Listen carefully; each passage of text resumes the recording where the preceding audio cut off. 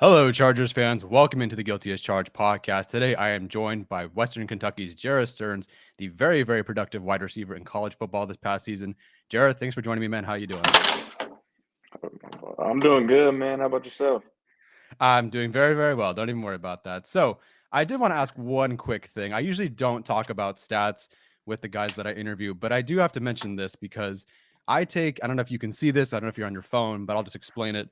I take all the major stat categories and numbers and whatever because I'm a total dorky nerd, and I rank all of you guys. So, there's 34 receivers from this class. I ranked you all based on X amount of categories and you came up first in the composite rankings on this, like ahead of Treylon Burks, Jameson Williams, all these guys. What was it like to have such a productive college football season this past year? Because you have, I mean, I think it was 1,100 yards after the catch this season. I mean, talk about what an explosion of a year you had this year. It was a blessing, honestly. Any wide receiver would love to play in the offense like I was able to. But a lot Yeah. of that is just a tribute to playing with playing with such a great quarterback and having a lot of playmakers around me, and hmm obviously Coach Kelly putting me in a position to be successful. Yeah, clearly you were very successful. And one thing I do want to point out here before we move on is you being number one in drop rate and top 10 in contested catch rate just this past season. You've only dropped 7 passes in like 278 targets over your college football career. What's the secret? Because even the Chargers, I know it's sort of different NFL and college and whatever, but like the Chargers, for example, my team completely had a struggling issue this year with dropping passes. I don't know why. Usually a lot of these guys are sure-handed, but this past year, it was so difficult for them for whatever reason. Yet here you are, and it's all over the film and obviously on the stat sheet here. You are so good at making sure you catch the football and getting those contested catches as well. What is the secret? Like, how do you do it? I think a lot of that is just practice, like just always getting catches in, like after Mm, practice, before practice, just always catching the football. And then it's kind of like when you're doing that, just not going through the motion. Make sure you're as focused as you would be on game day. Kind of look it in all the way to make sure you secure it to the tuck. Those kind of things. So that way, when it comes to game day, it's just like you've done it so many times. It's easy. Clearly, it's easy for you. I'm sure it's easier said than done for some people, but for you, you both talk it and walk it. So I do want to move forward, and it just you don't have to talk about this play in particular. I just pulled it down from the Shrine Bowl stuff. We don't have any access to any of this, so I don't really know what happened. But I usually don't ask prospects this, but I was curious because I'm curious how you'd answer the question. What do you think, good or bad? What do you think scouts and teams thought of you before the Shrine Bowl, or what do you like? What was kind of the idea you were getting that maybe some guys thought of you heading into the Shrine Bowl before you even got to step on the field? What are the positives? What were maybe some of the negatives? I think for the far as positives, they probably all thought I could catch. Like Yeah. that's one thing. And then they probably thought I was a smart player because that's just what my coaches told them. But then Mm, I think the negatives was I was a lot of my production was just system based, and hmm a lot of that was just because I was in the air raid, and then a lot of it. I think another negative was people would say I wasn't very fast, or I can't run, or can't win downfield. So Yeah. No, and I think to a certain extent, if you're just glazing through the film and you're not really gonna pay attention and you see, the low drop rate, but the high production in yards after the catch, you would assume, oh, it's a screen and he takes it first 50 yards or whatever, or, something to the flat or whatever, pretty simple. So my question is then, having said all that and sort of, I think people guessing maybe that, what did you feel you were able to show these guys at the Shrine Bowl? Because you do stuff like this, and I'm going to show a couple on film as well, where clearly the speed and the misconception that you maybe are a product of a system or running just screens or easy stuff, what do you feel like you were able to show these guys? Because stuff like this was, all over your film, obviously, and also here at the Shrine Bowl.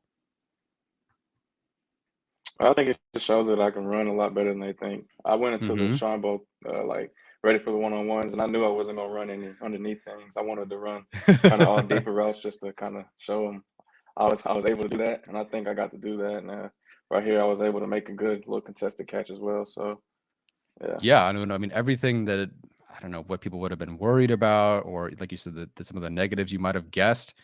I mean, stuff like this really puts it to bed. So, I mean, really, really fantastic stuff. The combine, people all over social media are calling you like one of the biggest combine snubs, and I'm personally disappointed that you aren't down there as well because I couldn't tell you why. Nobody seems to know why. But what do you think you would be able to show this week? Like, what kind of floor do we run in here, perhaps, or what do you think you were able to show in terms of the speed, the agility? Is there something that you would have really liked to show at the combine? And does it even really matter because you're gonna have your pro day anyway?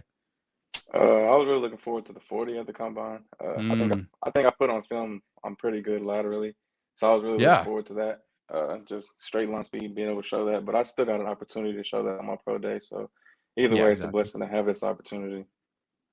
Yeah, absolutely. One of the guys I talked to recently was Chargers tackle, nose tackle Braden Fajoko, and he didn't get a combine invite. He didn't have a pro day. Here he is going to be, a part of the main part of the rotation of the Chargers next season. So, Hmm. it's you just take your circumstances and do the best you can with it. So there is Yes, one. sir. So I have two plays here. Two plays here. You're in the slot here, and this is going to be your 28-yard touchdown. I'm just going to run it through for your recap and also for our viewers who are watching. I'll just run it through. You're here, and I have a question actually. What happens before the snap, and then some of the stuff that happens during. So obviously, again, like it's whatever people thought about you working only short intermediate or something and only being able to do that. I think that's pretty easily squashed just by turning on some of this. This is your game against Michigan State. I do have a question. I don't know if you can see it, or maybe if I'm just guessing the wrong thing. Your quarterback motions something with his left hand, and then you immediately Yeah. following respond with something. What was the communication there? What were you telling each other, or am I just seeing things? No, you're right. Coach Kelly gave Bailey like a lot of free reign to kind of check things he liked. So if he Yeah. saw that safety roll down low, and he kind of signaled uh inside fade, and I signaled it back just to let him know like I seen it. So Okay. Yeah, nice. Talk about that communication. yeah, How often are you nothing guys crazy. adjust? Yeah, I mean, yeah, okay. I thought I noticed it because then you signal right after. How often are you two communicating at this level? Like, what kind of chemistry? I didn't look this up. How long have you been playing with this quarterback? I played with Bailey since my freshman year, so 4 years. Okay. Yeah. Yeah, so that would make sense that you has this So kind of communication. Yeah. How often are you guys communicating like this? And what's kind of like how often are you given the green light to do this? Coach Kelly gave Bailey the free reins to check anytime he saw fit, as long as it was reasonable. He Nice. obviously Bailey obviously wants to throw the ball, but if it's a four-man box, Coach Kelly would be mad if he checked pass. But Yeah. I feel like Bailey just kind of just trusted me, and he would make the check if he saw something there, and I would always trust whatever check he made, and we did that pretty often. Yeah, it clearly worked. And there's something else later in this game I thought that was interesting as well. We'll talk about that in a bit. Okay, so now it's just you specifically here. You've got the call. You've been given the green light. What are you kind of, because you have between you and the defensive back across from you, you got about 10 yards to beat somebody vertically. So what is your kind of your mindset and your thought process going into that? How are you approaching getting after somebody who's already got 10 yards on you? Well, first I just want to kind of just press at him, try to get on his toes, put him on his Hmm. heels a little bit, and then at the top right here is just a little bit of a tempo change, just to get him to slow his feet up a little Yeah. bit. Yeah, I Yeah, I knew noticed that one. you have a sorry. No, you're good. I knew once he fell for that little tempo change, I had beat him. Yeah, no, I think several times you can see slight little tempo changes. Whether you got the ball or not, I can tell that you kind of have like a change up to your game that I really like. So that's fantastic to see. And that's great that you were able to, I mean, again, you don't drop anything, you make the difficult catches. Whether you think that's a difficult catch, I don't know, but I think it's a difficult catch. Oh, I didn't realize your quarterback bobbled the ball here. But anyway, that's didn't matter. Yeah. 28-yard touchdown. Good stuff here. Couldn't have drawn it up any better. All right, then one more play after this.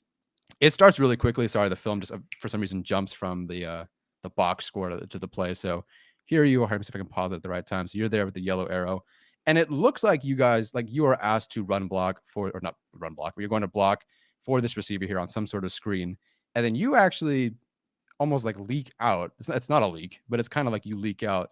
You fake this. You're jogging it, and then you burst out here.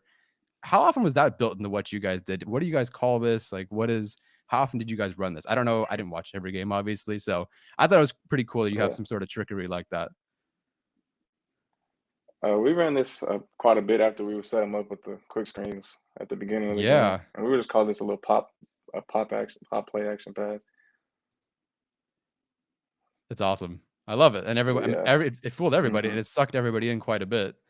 Yeah. I don't recall. I mean, the Chargers try to do wide receiver screens, but I don't recall them doing anything like this, where it tends to be something very quick, get it to the receiver, whereas this is a fake and an extension from that. So that's really cool that you guys had this wrinkle to you guys. Mhm. And Yes, I sir. mean, this game's great. There's not a game where you don't have 30,000 yards and 40 catches in a game. So I could have picked anything, but this was an awesome one. Going against Michigan State, that's obviously awesome. So, just for everyone, I already posted it on Twitter and everything, but you did meet with the Chargers and a couple of scouts, if I'm not mistaken. Yes, sir. Awesome. That's fantastic to hear. I know a lot of Chargers fans are very excited about you, so that's fantastic. Out of curiosity, what are they talking to you about in terms of your role? I don't know how much you can share. I'm just asking. But like, what kind of role are you projected to have? Do they say, "Hey, we saw you do this, and we want you to do that more," or is it like, "Hey, you did so much of this so well that that's what is going to be in our offense"? Like, what is kind of the conversation? Not just necessarily with the Chargers guys, but with NFL scouts in general. A lot of scouts who I meet with, they kind of just, they do a basic background check, like who are you, what did you grow up like, those kind of things, and then a bunch of people want to know if I could play outside receiver too, because I don't Okay. like I was in the slot my whole career, so like Yeah. just to add more value to myself, and then obviously they see me doing the underneath stuff like a Kobe Beasley kind of guy, like the Yeah. option routes, those kind of things, big third down guy, consistency, and then punt returner as well. Yeah, no, that sounds fantastic. Cole Beasley. Is Cole Beasley kind of someone that you emulate, or just that's the first name you maybe came off the top of your head? No, he's definitely one of those guys I like to watch a little bit of film on and just kind of mimic certain things after. Yeah, no, that's fantastic. I mean, very productive guy, obviously. All right, so last question, I'll let you go. Draft weekend is coming up. What are you going to be doing? Are you going to be near campus? Are you going to be with family, with friends? What's going on that weekend? I'll probably just go back home to Texas and just chill with my family, and I'll probably be working out still, just enjoying a little bit of time before I had to rev it back up. Yeah, no, absolutely. And then final question, because I always have to ask these guys this: when you're going home, you're going to be there for a whole weekend. What are you guys cooking while you're there? Ooh, that's a good question. My mom likes to cook seafood. She's real good with the crab Oh. legs. Yeah. Whoa, man. I'm gonna drive over to Texas then during draft weekend. Yes, No, sir. I'm just kidding.